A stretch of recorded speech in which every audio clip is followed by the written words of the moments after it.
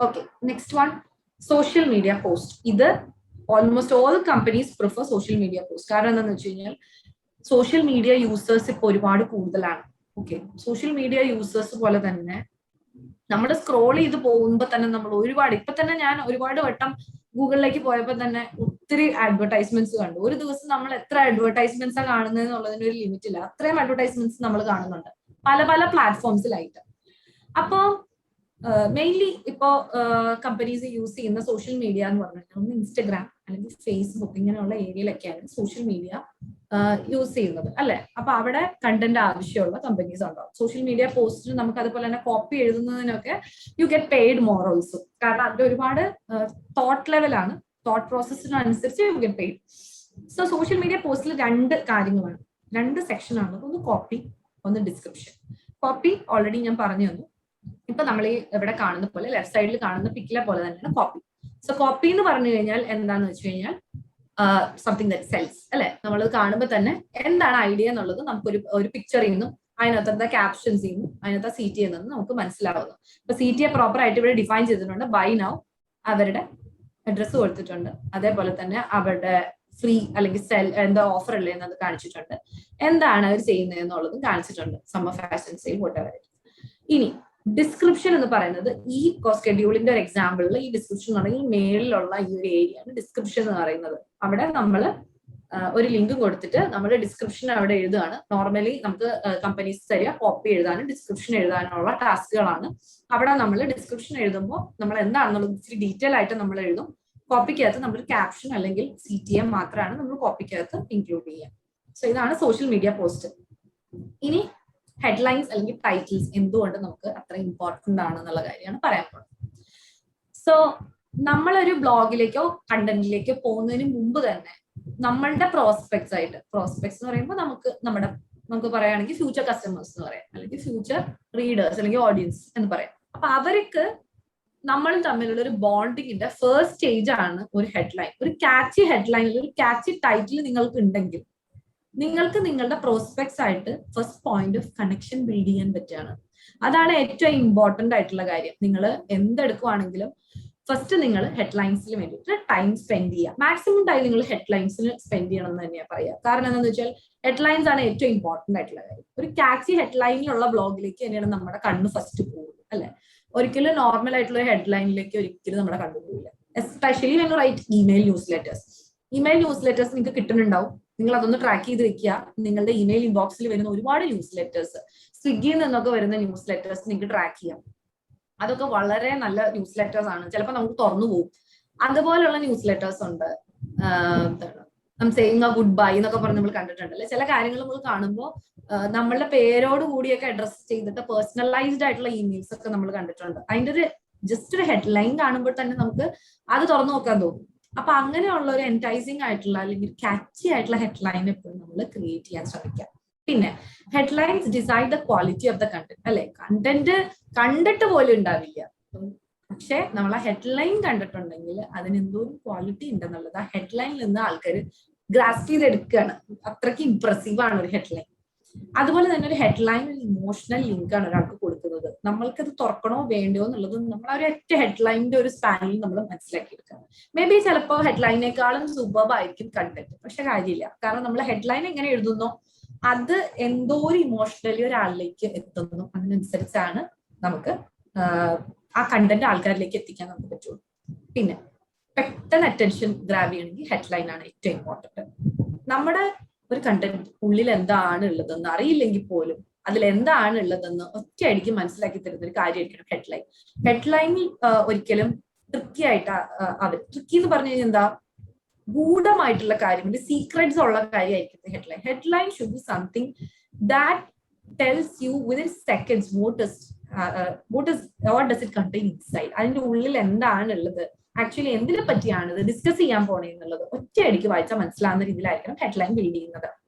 Okay, ഇപ്പൊ നമുക്ക് ഒരു ക്യാച്ചി ഹെഡ്ലൈൻ നമ്മൾ ഫസ്റ്റ് ഓഡിയൻസ് എന്താണെന്ന് അറിഞ്ഞിരിക്കണം.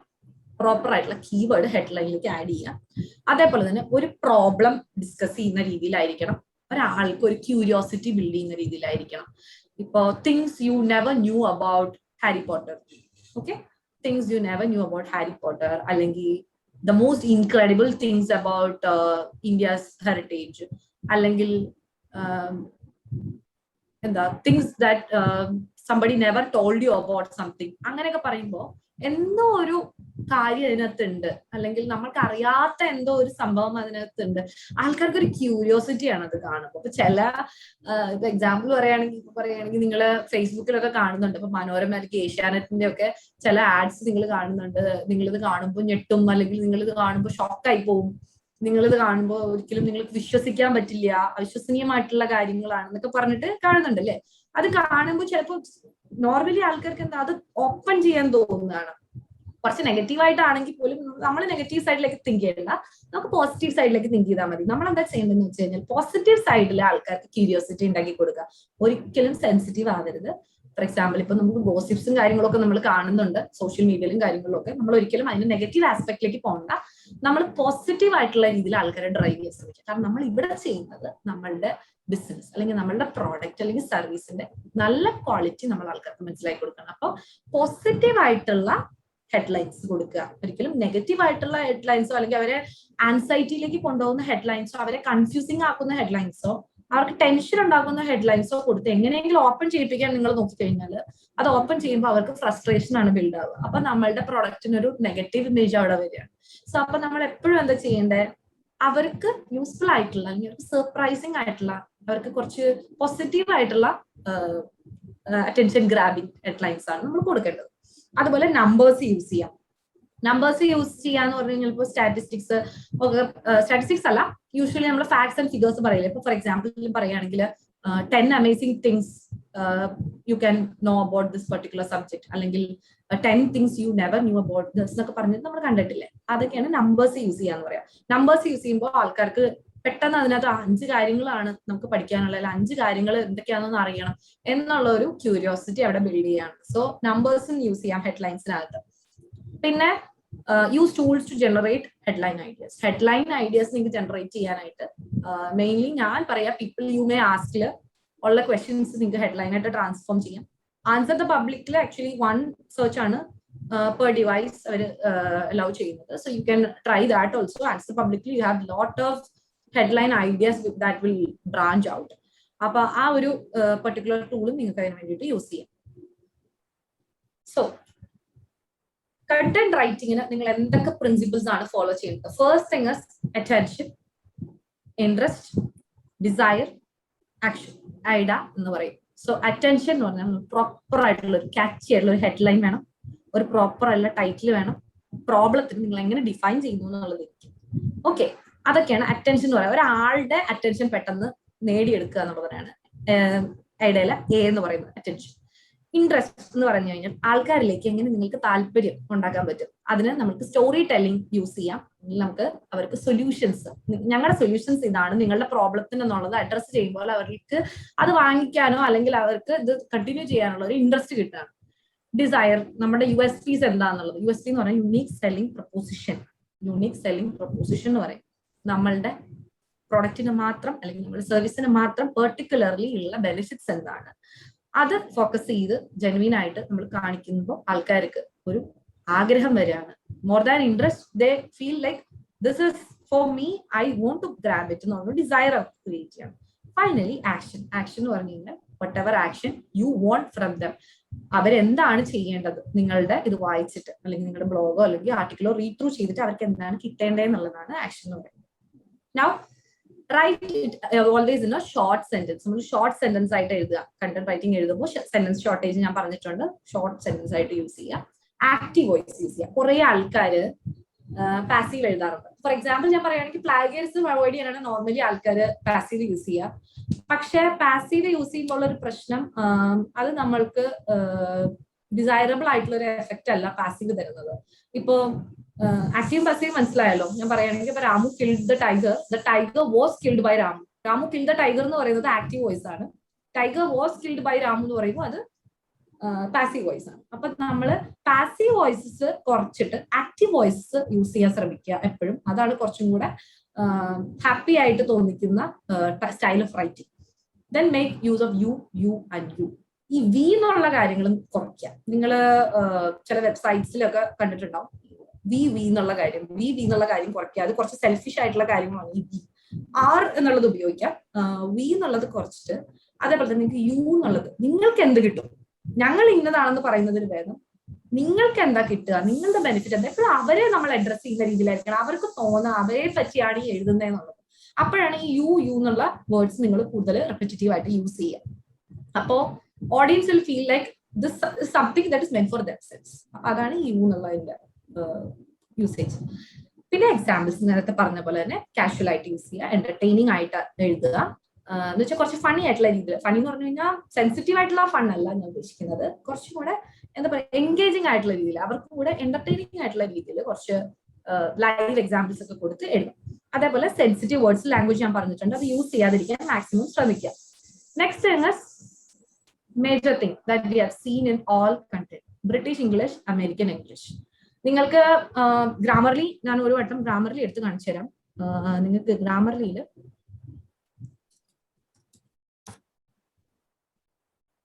നിങ്ങൾക്ക് എളുപ്പം ഇതിൽ നിന്ന് നിങ്ങൾക്ക് എസ്കേപ്പ് ആവാനുള്ള ഒരു വഴിയുണ്ട്. ഈ ബ്രിട്ടീഷ് ഇംഗ്ലീഷ് അല്ലെങ്കിൽ അമേരിക്കൻ ഇംഗ്ലീഷ്, നിങ്ങളുടെ ക്ലയന്റ് ഇത് ബ്രിട്ടീഷ് ഇംഗ്ലീഷ് ഫോളോ ചെയ്യുന്നതായിരിക്കും, നമ്മുടെ ഇന്ത്യൻ ആവുമ്പോൾ ബ്രിട്ടീഷ് ഇംഗ്ലീഷ് ആയിരിക്കും, അല്ലെങ്കിൽ എന്താ പറയാ ഇത് ചെയ്യുന്നവരും ഉണ്ടാവും, ഏതാ അമേരിക്കൻ ഇംഗ്ലീഷ് ഫോളോ ചെയ്യുന്നവരും ഉണ്ടാവും. ദാറ്റ് മീൻസ് US ക്ലയൻസ് ഒക്കെ ആണെങ്കിൽ നിങ്ങൾക്ക് അമേരിക്കൻ ഇംഗ്ലീഷ് ആയിരിക്കും ഫോളോ ചെയ്യാം. ഈ ഗ്രാമർലിയുടെ ഈ സൈഡില് ഈ ഹാംബർഗർ ബട്ടണില് നിങ്ങൾക്ക് ഇവിടെ ഒരു എഡിറ്റർ സെറ്റിംഗ്സ് ഉണ്ട്.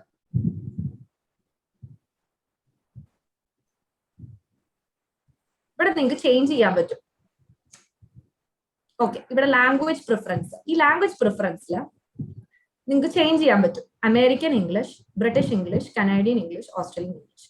നിങ്ങൾക്ക് ഏതിലോട്ടാണ് മാറ്റേണ്ടത് എന്നുള്ളത് നിങ്ങൾ ഇവിടെ ചെയ്തിട്ട് ഈ ഡോക്യുമെന്റ് നിങ്ങൾ ഇവിടെ പേസ്റ്റ് ചെയ്യാണ്, ഈ കണ്ടന്റ് നിങ്ങൾ ഇവിടെ പേസ്റ്റ് ചെയ്യുകയാണെങ്കിലുള്ള ഗുണം എന്താണെന്ന് വെച്ച് കഴിഞ്ഞാൽ നിങ്ങൾക്ക് ആ ഇംഗ്ലീഷിനനുസരിച്ച് നിങ്ങൾക്ക് സജഷൻസ് കിട്ടും. ഓക്കെ, അപ്പൊ അത് നിങ്ങൾക്ക് അവിടെ ലാംഗ്വേജ് നിങ്ങൾക്ക് പ്രിഫർ ചെയ്യാം, സെറ്റ് ചെയ്യാം. ഓൾറെഡി നിങ്ങൾക്ക് പ്രിഫർ ചെയ്ത് സെറ്റ് ചെയ്ത് വെക്കാം.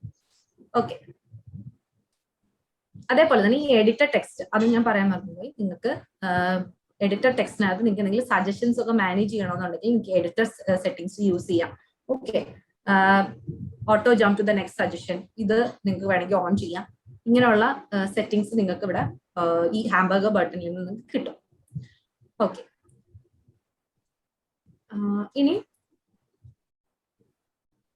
ഡൂസ് ആൻഡ് ഡോൺസ് ഞാൻ ഓൾറെഡി പറഞ്ഞതാണ്. കുറച്ച് കാര്യങ്ങളുണ്ട്, mistakes that you should never commit while you are doing content writing. Fluff and long paragraphs. First of all കുറേ ജങ്ക് ആയിട്ട് എഴുതി വെക്കാതിരിക്കുക. പോയിന്റ് എന്താണോ പോയിന്റ് പ്രസന്റ് ചെയ്യുക. ലോങ് ആയിട്ടുള്ള പാരഗ്രാഫ്സ് കുറയ്ക്കുക. ജസ്റ്റ്, ഓൺലി അല്ലെങ്കിൽ വെരി എന്നുള്ള വേർഡ്സ് ഒക്കെ കുറച്ച് കുറയ്ക്കുക. അതൊക്കെ ഫ്ലഫ് വേർഡ്സ് ആണ്. നമ്മൾ ബ്ലോഗ്സ് എഴുതുമ്പോൾ natural it happens, but when you write articles and all try to be formal. അവിടെ നമ്മൾ വെരി അല്ലെങ്കിൽ ഒരുപാട് ടു മെനി അഡ്ജക്റ്റീവ്സ് അല്ലെങ്കിൽ ഫ്ലഫ് ആയിട്ടുള്ള വേർഡ്സ്, ജസ്റ്റ്, ഓൺലി അങ്ങനെയുള്ള വേർഡ്സ് നമുക്ക് കുറച്ച് കുറയ്ക്കാം. ഗ്രാമർലി അത് ഓട്ടോ ഡിറ്റക്ട് ചെയ്യുന്നുണ്ട്, they are avoiding it.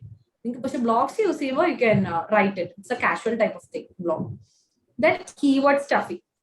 Keyword ഞാൻ പറഞ്ഞല്ലോ, നമ്മൾ കീവേഡ് റിസർച്ച് ചെയ്ത് പ്രോപ്പർ ആയിട്ടുള്ള കീവേഡ്സ് എടുക്കുമ്പോൾ കീവേഡ് ഒരുപാട് സ്റ്റഫ് ചെയ്യാതിരിക്കുക. ഒരേ കീവേഡ് മേ ബി 2 to 3 ടൈംസിനേക്കാൾ കൂടുതൽ നമ്മൾ യൂസ് ചെയ്യാതിരിക്കുക.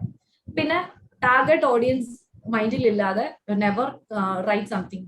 U should never write some content without target audience in mind. Then jargons അല്ലെങ്കിൽ ടെക്നിക്കൽ ടേംസ്, ജാർഗൻസ്. എക്സാമ്പിൾ ഇപ്പൊ നമ്മൾ അബ്രിവേഷൻസ് ഒക്കെ ഇല്ലേ, അബ്രിവേഷൻസ് ഒക്കെ എന്താണെന്ന് അറിയാതെ വെറുതെ എഴുതരുത്. അപ്പൊ അവർക്ക് ഈ ആർട്ടിക്കിൾ വിട്ടിട്ട് അടുത്ത ആർട്ടിക്കിൾ പോയി വായിക്കേണ്ടി വരും. ഇതിനകത്ത് അബ്രിവേഷൻ എന്താണെന്നുള്ളത് മനസ്സിലാക്കുന്നുണ്ട്. സോ നമ്മൾ ടെക്നിക്കൽ ആയിട്ടുള്ള ടേംസ്, അബ്രിവേഷൻസ് നമ്മൾ യൂസ് ചെയ്യുവാണെങ്കിൽ അതെന്താണെന്നുള്ളതും കൂടി അവിടെ നമ്മൾ എഴുതണം. അല്ലാതെ ഇപ്പൊ WHO എന്ന് എഴുതിയിട്ട് ഈ WHO എന്താണെന്ന് അറിയാത്ത ആള് WHO എന്താണെന്ന് അറിയാനായിട്ട് അടുത്ത ബ്ലോഗിലേക്ക് സ്കിപ്പായി പോകുമ്പോൾ ഇവിടുത്തെ ബ്ലോഗ് അവർ വിട്ടിട്ട് പോവാണ്. സോ നമ്മൾ അതിനകത്ത് പ്രോപ്പർ ആയിട്ട് അത് അഡ്രസ്സ് ചെയ്താൽ മാത്രം, അല്ലെങ്കിൽ അങ്ങനെയുള്ള അബ്രിവേഷൻസ് ഒഴിവാക്കുക. ഒരുപാട് CTS കൊടുക്കരുത്, ആൾക്കാർക്ക് കൺഫ്യൂസ്ഡ് ആവും എന്താ ചെയ്യേണ്ടതെന്ന് അറിയാൻ പറ്റാണ്ട്. ഇപ്പൊ നിങ്ങൾ അവിടെ ബൈ നൗ എന്ന് എഴുതി, അടുത്തടുത്ത് സൈൻ അപ്പ് എന്ന് എഴുതി, ഒരു സ്ഥലത്ത് സൈൻ ഇൻ എഴുതി, ഒരിടത്ത് നിങ്ങൾ പറയണ പർച്ചേസ് ചെയ്യാൻ, അങ്ങനെ ഒരുപാട് സ്ഥലത്ത് നിങ്ങൾ പലതും പറയുമ്പോൾ ആൾക്കാർക്ക് എന്തിലേക്കാണ് പോകുന്നത് എന്നുള്ളത് മനസ്സിലാവില്ല. സോ എപ്പോഴും നല്ലത് ഒരു സിംഗിൾ CTA യൂസ് ചെയ്യാം. ഇത് പർച്ചേസ് ചെയ്യാൻ പറയാം, അല്ലെങ്കിൽ സൈൻ ഇൻ ചെയ്യാൻ പറയാം. എന്താണെന്ന് നിങ്ങൾക്ക് തോന്നുന്നത് അത് നിങ്ങൾക്ക് അവരെ കൊണ്ട് ചെയ്യിപ്പിക്കുന്ന രീതിയിൽ ഒരു CTA അവിടെ കൊടുക്കാം. ഇൻട്രോ കൺക്ലൂഷൻ ഇല്ലാതെ നടക്കില്ല. കാരണം എന്താണെന്ന് വെച്ചാൽ നമ്മുടെ ബ്ലോഗിന്റെ ഒരു ഒത്തന്റിസിറ്റി ആണ് ഒരു ഇൻട്രോ അല്ലെങ്കിൽ കൺക്ലൂഷൻ എന്ന് പറയുന്നത്. സോ അത് ഞാൻ ഇപ്പോൾ already I think 4 or 5 times I have told about intro or conclusion because that is very vital while we write a content. Making it formal. Formal is applicable only for articles. മറ്റു കാര്യങ്ങളിൽ make it natural conversational ടോണിൽ തന്നെ നമ്മൾ maintain ചെയ്യാൻ ശ്രമിക്കാം. സ്റ്റാറ്റ്സിന് source കൊടുക്കാതിരിക്കരുത്. Always try to add source for your statistics. Copied content ഞാൻ പറഞ്ഞു, പ്ലേഗറിസത്തിന്റെ കാര്യം, try to avoid plagiarism. White space use ചെയ്യുക. അതേപോലെ തന്നെ ഗ്രാമാറ്റിക്കൽ എറേഴ്സിന് നിങ്ങൾക്ക് ഗ്രാമറിലി ഉണ്ട്, കാരണം നിങ്ങൾ വലിയ കണ്ടന്റ് എഴുതുമ്പോൾ നാച്ചുറൽ അല്ലേ. Then, scope of content and copyright. First thing that I can personally say is freelance service. കാരണം ഫ്രീലാൻസ് സർവീസിൽ ഒരുപാട് വൈഡ് വെറൈറ്റി ഓഫ് ഓപ്ഷൻസ് ഉണ്ട്. നിങ്ങൾക്ക് ഒരുപാട് ഓപ്പർച്യൂണിറ്റീസ് കിട്ടുന്നുണ്ട് നിങ്ങൾ പ്രൂവ് ചെയ്യുകയാണെങ്കിൽ. Once you optimize your social media, നിങ്ങളിപ്പോൾ നിങ്ങളുടെ ഇൻസ്റ്റഗ്രാമിൽ അല്ലെങ്കിൽ LinkedIn is a very good platform where you can establish yourself as a content writer or a copywriter and you can share your samples. നിങ്ങൾക്ക് ലിങ്ക്ഡിൽ ആർട്ടിക്കിളിന്റെ option ഒക്കെ ഉണ്ട്. LinkedIn നിങ്ങൾ check ചെയ്യുവാണെങ്കിൽ ലിങ്ക്ഡിൽ നിങ്ങൾക്ക് ആർട്ടിക്കിൾസ് എഴുതാം. അതേപോലെ തന്നെ ലിങ്ക്ഡിൽ നിങ്ങൾക്ക് കണ്ടന്റ് റൈറ്റേഴ്സ് ആയിട്ട് കണക്ട് ചെയ്യാം. അതേപോലെ കുറെ ക്ലയൻസിന്റെ ജോബ്സ് നിങ്ങൾക്ക് അവിടെ കാണാൻ പറ്റും. അങ്ങനെ നിങ്ങൾക്ക് ജോബ് സെർച്ച് ചെയ്യാം.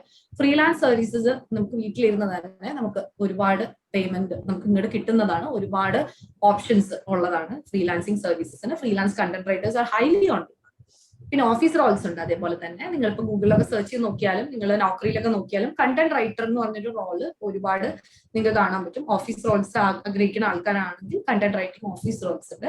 പിന്നെ നിങ്ങൾക്ക് കണ്ടന്റ് റൈറ്റിംഗിന് ട്രെയിനിങ് ചെയ്യാം. പക്ഷെ അത് ഒരു എക്സ്പീരിയൻസ് ഗെയിൻ ചെയ്തിട്ടുള്ള സ്റ്റേജ് ആണ്. നമ്മൾ കണ്ടന്റ് റൈറ്റിംഗിൽ കുറച്ച് എക്സ്പീരിയൻസ് ആയി കഴിയുമ്പോൾ നിങ്ങൾക്ക് കണ്ടന്റ് റൈറ്റിംഗിനെ പറ്റിയിട്ടുള്ള കുറെ ഐഡിയാസും എക്സ്പീരിയൻസസും നിങ്ങൾക്ക് ഷെയർ ചെയ്ത് നിങ്ങൾക്ക് ട്രെയിനിങ് ചെയ്യാം. അതേപോലെ തന്നെ കണ്ടന്റ് റൈറ്റിംഗ് ബിസിനസ്സസ് ചെയ്യുന്നവരുണ്ട്. ഒരു ഗ്രൂപ്പ് ഓഫ് കണ്ടന്റ് റൈറ്റേഴ്സ് ആയിട്ട്, അല്ലെങ്കിൽ content writing plus designing plus development, app development, web development എല്ലാം കൂടി ചേർന്നിട്ട് ഒരു package of club of services ആയിട്ട് ബിസിനസ് ചെയ്യുന്ന ഒരുപാട് ബിസിനസ്സസ് ഉണ്ട്. അതേപോലെ തന്നെ നിങ്ങൾക്ക് കൺസൾട്ടന്റ് ആയിട്ട് വർക്ക് ചെയ്യാം. ചില കമ്പനീസിന് വേണ്ടി കണ്ടന്റ് റൈറ്റിംഗ് കൺസൾട്ടന്റ് ആയിട്ട് വേണമെങ്കിൽ നിങ്ങൾക്ക് വർക്ക് ചെയ്യാൻ പറ്റും.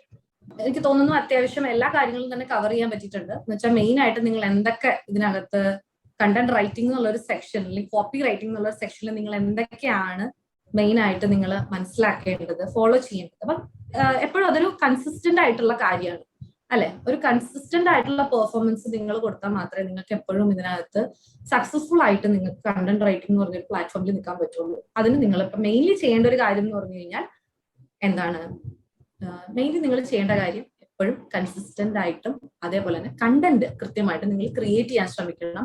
ഇങ്ങനെയുള്ള ഡൂസ് ആൻഡ് ഡോൺസ് മനസ്സിലാക്കിയിട്ട് റെഗുലർ ആയിട്ട് നിങ്ങൾ പ്രാക്ടീസ് ചെയ്യുക. പ്രാക്ടീസ് ചെയ്യുമ്പോൾ മാത്രമേ നമുക്ക് കണ്ടന്റിൽ എവിടെയൊക്കെ നമുക്ക് ഫോൾസ് ഉണ്ടെന്ന് മനസ്സിലാവുള്ളൂ. ഇപ്പോൾ ഡെയിലി ഒരു കണ്ടന്റ് റൈറ്റർ ഡെയിലി ലേൺ ചെയ്തുകൊണ്ടിരിക്കുകയാണ് എന്തൊക്കെയാണ് നമ്മൾ ചെയ്യേണ്ടത് ചെയ്യേണ്ടാത്തത് എന്നുള്ളത്. നമ്മൾ ഓരോ കണ്ടന്റ് റൈറ്റർ ഓരോ ക്ലയൻസ് ആയിട്ട് നമ്മൾ ഡീൽ ചെയ്യുമ്പോഴും നമുക്ക് പുതിയ പുതിയ കാര്യങ്ങൾ പഠിക്കാനാണ് കിട്ടുക. നമുക്കത് എവറി ഡേ ലേണിംഗ് ആണ് കണ്ടന്റ് റൈറ്റിംഗ് എന്നുള്ള പ്രോസസ്സ്. അപ്സ് ആൻഡ് ഡൗൺസ് ഉണ്ടാവും. നമുക്ക് ഒരുപാട് പ്രശ്നങ്ങൾ ഫേസ് ചെയ്യേണ്ടി വരും. കാരണം അവരുടെ എക്സ്പെക്ടേഷൻ ഒന്നായിരിക്കും, നമ്മളുടെ പെർസ്പെക്റ്റീവ് വേറെ ആയിരിക്കും. ഒരു ക്ലയന്റ് നിങ്ങളെ ഡിനൈ ചെയ്തു എന്ന് വെച്ചിട്ടോ, അല്ലെങ്കിൽ ഒരു ക്ലയന്റ് നിങ്ങൾക്ക് എന്താ പറയാ അത് ശരിയല്ല എന്ന് പറഞ്ഞു എന്ന് വെച്ചിട്ടോ എല്ലാ ക്ലയൻസും അങ്ങനെ ആവണമെന്നില്ല. കാരണം ഓരോരുത്തർക്ക് ഒരു കണ്ടന്റിന്റെ എക്സ്പെക്ടേഷൻ ഡിഫറെന്റ് ആയിരിക്കും അല്ലെ. Persons differ. അപ്പൊ അതുകൊണ്ട് നമ്മൾക്ക് ഒരിക്കലും അതിനെ ബേസ് ചെയ്തിട്ട് നമ്മളുടെ ഈ കരിയർ സ്റ്റോപ്പ് ചെയ്യണമെന്നോ അല്ലെങ്കിൽ കണ്ടന്റ് റൈറ്റിംഗിലേക്ക് ആഗ്രഹിക്കുന്ന ആൾക്കാർ ഒരു പർട്ടിക്കുലർ ഏരിയയിൽ വെച്ച് സ്റ്റോപ്പ് ചെയ്യേണ്ട ആവശ്യമില്ല. ഒരുപാട് പേര് ഇപ്പം എന്നെ അപ്രോച്ച് ചെയ്ത ആൾക്കാരാണെങ്കിലും ഒരുപാട് ആൾക്കാർ കണ്ടന്റ് റൈറ്റിംഗ് മിഡ് സ്റ്റോപ്പ് ചെയ്യുന്നവരുണ്ട്. Telling that particular client behaved in this way. അതൊരിക്കലും അങ്ങനത്തെ ഒരു രീതി അക്സെപ്റ്റബിൾ അല്ല. നിങ്ങൾ എന്താ ചെയ്യേണ്ടതെന്ന് വെച്ച് കഴിഞ്ഞാൽ മാക്സിമം എല്ലാ കാര്യങ്ങളും മനസ്സിലാക്കുക. അതേപോലെ തന്നെ ഇപ്പൊ ഒരുപാട് വെബ് റിസോഴ്സസ് ഉണ്ട്. ഞാൻ ഹബ്സ്പോട്ടിന്റെ കാര്യം ഞാൻ ഒന്നുകൂടി എംഫസൈസ് ചെയ്ത് പറയുന്നുണ്ട്. നിങ്ങൾക്ക് ഹബ്സ്പോട്ടിനകത്ത് ഡൗൺലോഡ് ചെയ്യാനുള്ള ഓപ്ഷൻസ് ഉണ്ട്. ഹബ്സ്പോട്ടിനകത്ത് നിങ്ങൾക്ക് ഒരുപാട് റിസോഴ്സസ് ഡൗൺലോഡ് ചെയ്യാൻ കിട്ടും. സോ അത് നിങ്ങൾക്ക് യൂസ് ചെയ്യാം. ടെംപ്ലേറ്റ്സ് ആണ്, ഹബ്സ്പോട്ടിൽ ഒരുപാട് ടെംപ്ലേറ്റ്സ് ഡൗൺലോഡ് ചെയ്യാം. സോ അതൊക്കെ നിങ്ങൾക്ക് യൂസ് ചെയ്യാം. ഓക്കെ, നമുക്കിപ്പോ ഒരു ഫ്രീലാൻസർ ആയിട്ട് നമ്മളിപ്പോ വർക്ക് ചെയ്യാൻ ഉള്ള ഒരു ഐഡിയയിൽ ഇരിക്കുകയാണ്. അപ്പൊ നമ്മള് ഏത് ഇതിലാണ് നമ്മൾ രജിസ്റ്റർ ചെയ്തിട്ട് ജോബ് സീക്ക് ചെയ്യേണ്ടത്? ലിങ്ക്ഡിൻ തന്നെയാണോ? ഓക്കെ, അപ്പൊ ഞാൻ പറയുകയാണെങ്കിൽ ഇപ്പൊ നമുക്ക് ഒരുപാട് പ്ലാറ്റ്ഫോംസ് ഉണ്ട്. ഫൈബർ അല്ലെങ്കിൽ ഫ്രീലാൻസർ എന്നൊക്കെ പറഞ്ഞിട്ട് നിങ്ങൾ കാണുന്നുണ്ടായിരിക്കും മെയിൻലി ഫ്രീലാൻസിങ് പ്ലാറ്റ്ഫോംസ് അല്ലെ.